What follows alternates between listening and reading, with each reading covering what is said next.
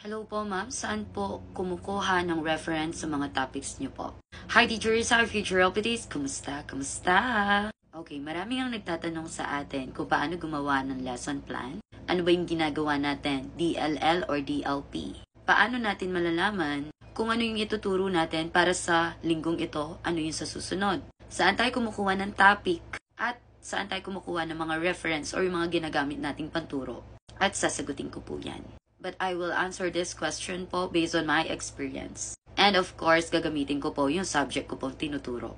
Okay, so nagtuturo po ako sa grade 6. And ang hinahandle ko po, ang tinuturo ko po is English. Wow, English! Alam nyo ba, ito yung pinaka-ano ko talaga, hate nung elementary ako. Alam mo yung kung sa math, aminado ako, marunong ako, magaling ako. Kumpara sa mga iba na nahihirapan sa math, parang kahit ano sabihin ng teacher, walang pumapasok, walang naiintindihan. Pag ayaw na yung math, ayaw na. Kumbaga, pag wala na talagang basic knowledge, mahihirapan ka na talaga. And kung ganun kayo sa math, ganun din naman ako sa English nung elementary ako. O, syempre, girl, nahihiya tayo, babae tayo. Di pwede kadagandahan lang, charis. O kaya yun, medyo nag-aral-aral naman ako konti. Pero aminado talaga ako, ayoko ng English noon. O, pero sige, sagutin na natin to. Tama na muna yung kwentuhan. First, paano ba natin malalaman kung ano yung dapat na ituro ngayon at ituturo sa susunod na linggo at sa susunod? So, para malaman natin yan, dapat may budget of work tayo. Ang iba, yung mga nasa taas, sila na yung nagbibigay, sila na yung gumagawa ng budget of work kung ano yung mga dapat mong ituro para sa quarter na ito. So, week 1, sa week 2, sa week 3, ganon. Kaya siya tinawag na budget of work. And yon, of course, kailangan mong sundin. Halimbawa, sa week 1, ito dapat yung ituro mo and dapat maturo mo yon. But take note, magpakatotoo tayo. Minsan hindi nasusunod yon. Pero, kailangan talaga gawin nyo yung best ninyo na matapos yon para hindi kayo mahirapan at yung mga estudyante ninyo. And ganyan yung itsura ng budget of work. Merong week number, MELCs and MELC number or yung code. May iba, galing na po sa itaas, like yung mga EPS po. Which mas maganda talaga yung ganito. Sa buong division, pare-pares kayo ng mga tinuturo, di ba? Minsan, may mismong mga teacher yung gumagawa. Pero kung ako yung tatanungin, mas maganda na pare-pares na buong division. Pero nasa inyo po yan.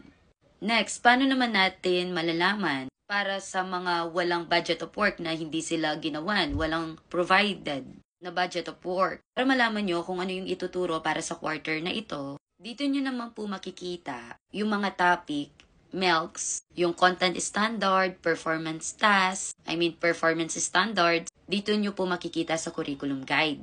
At karamihan sa atin, dito talaga nahihirapan. Diba alam nyo yung cognitive, psychomotor, kung sa college yun yung ginagawa natin.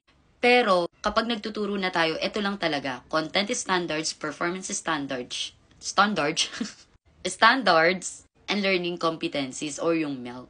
At ito po yung mga tinutukoy ko. Which is, sa curriculum guide nyo po yun makikita.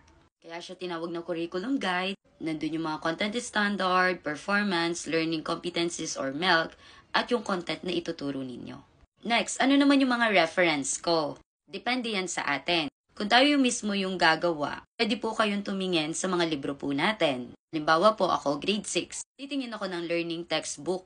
O kaya pwede rin naman po sa Google. Basta maging matalino po. Alam natin kung mga reliable po yung mga kinukuha natin. Walang masamang kumuha sa internet. O kaya sa mga YouTube. Di ba po nung mga nagkaroon ng pandemic, ang daming nagsilabasa ng mga iba't ibang references. Dahil ang mahalaga naman po na ituturo mo yung topic mo and nasusunod mo kung ano yung objectives. Pasensya na medyo nabubulol po talaga ako.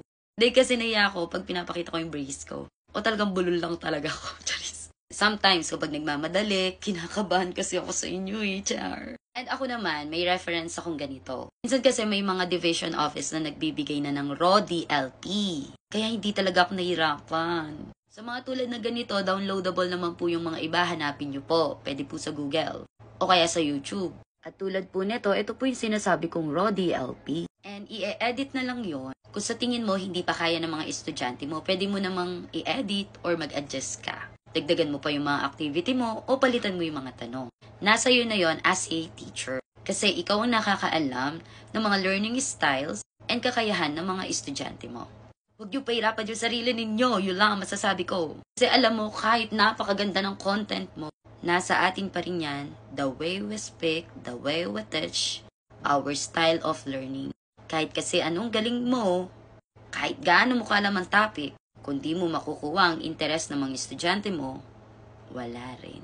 And yun, kung nagtatanong po kayo ulit ng reference, pwede po kayong kumuha sa mga textbook ninyo, sa Google, sa YouTube, mga AI, basta siguraduhin na mga reliable, or kaya sa mga raw DLP.